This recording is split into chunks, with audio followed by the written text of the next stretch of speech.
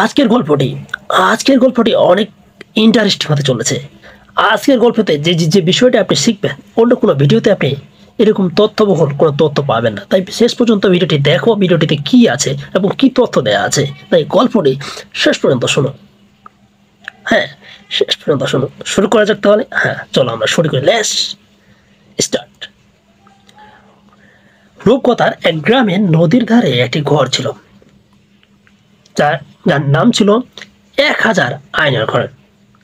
সেই গ্রামে সুন্দর হাসিমাখা মুখে একটি ছোট্ট মেয়ে ছিল। মেয়েটি একদিন তার বাবা মার মুখে শুনতে পায় তাদের গ্রামের গ্রামের আয়নার ঘর এর কথা। এর আগে মেয়েটি কোনো দিন ঘর থেকে বের হয়নি, সে প্রকৃতি দেখেনি কোনো বাস্তবতা। সে তো একদিন চিন্তা করলো যে সে ওই আয়না ঘর দেখতে যাবে, কিন্তু একা একা যেতে সাহস না হয় সে তার সমবয়সী আরেকটি মেয়েকে সাথে নিয়ে গেল। আয়নার ঘরের সামনে হাজির হয়ে প্রথম মেয়েটি ভাবলো যে আগে সে ওই ঘরে ঢুকবে আর সব কিছু দেখে এসে এসে বাইরে এলে তবে ওই দ্বিতীয় মেয়েটি ঢুকবে। কথা মতো প্রথম মেয়েটি ওই ঘরের ভেতর ঢুকলো।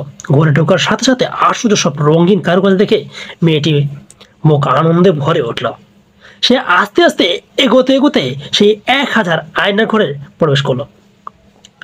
ঘরে ঢুকেই তার চোখ ছানা বারো ঘরে ঢুকেই তার চোখ ছানা বাড়া।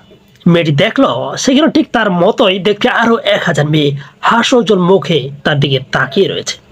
সে যা করছে বাকিরা ঠিক তাই করছে।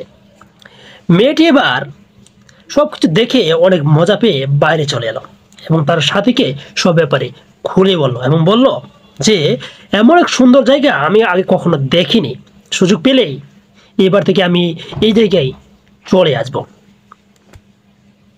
সব কথা শুনে এবারে দ্বিতীয় মেয়েটিও কিছুটা ভয় ভয় মন নিয়ে ঘরের ভেতরে ঢুকলো। ঘুরতে ঘুরতে ঘুরতে আতঙ্কিত মনে সেও এবারে সেই 1000 আয়নার ঘরে প্রবেশ করলো। ঘরে ঢোকার সাথে সাথে মেয়েটি ভয় পেয়ে উঠল। ভয়ে মুখ ফ্যাকাশে হয়ে গেল, আতঙ্কিত হয়ে উঠল চোখ। সে খেয়াল করলো ঠিক তার মতোই দেখতে আরো 1000 মেয়ে আতঙ্কিত আর ভয়ার্থ চোখ তার দিকে তাকিয়ে রয়েছে। মেয়েটি যে ভয়েতে 2 হাত তুলে বলছে তোমরা কারা, সাথে সাথে বাকি 1000 মেয়েও 2 হাত তুলে ওর দিকে নজর দিচ্ছে। এবারে মেয়েটি প্রচন্ড ভয় পেয়ে ঘর থেকে দৌড়ে বেরিয়ে এলো এবং প্রথম মেয়েটি বলল শীঘ্রই বাড়ি চল, এটা খুব বাজে জায়গা, আমি আর কোনোদিন এই জায়গায় আসবো না। এই গল্পের শিক্ষণীয় কি? জীবনটাও একটা আয়না স্বরূপ। আপনি যেভাবে জীবনকে দেখবেন সেও ঠিক সেভাবেই আপনার কাছে ধরা দিবে। যার সাহসিকতা, ভালোবাসা, উৎসাহ জয় করার অদম্য ইচ্ছা নিয়ে সামনে এগিয়ে যায়, জীবন তাদের কাছে অনেক সহজ ও আনন্দময় ধরা দেয়।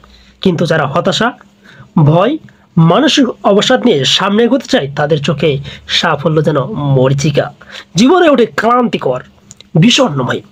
বাস্তবতাকে আপনি যেভাবে দেখবেন আপনার সামনে সেভাবেই ধরা দেবে।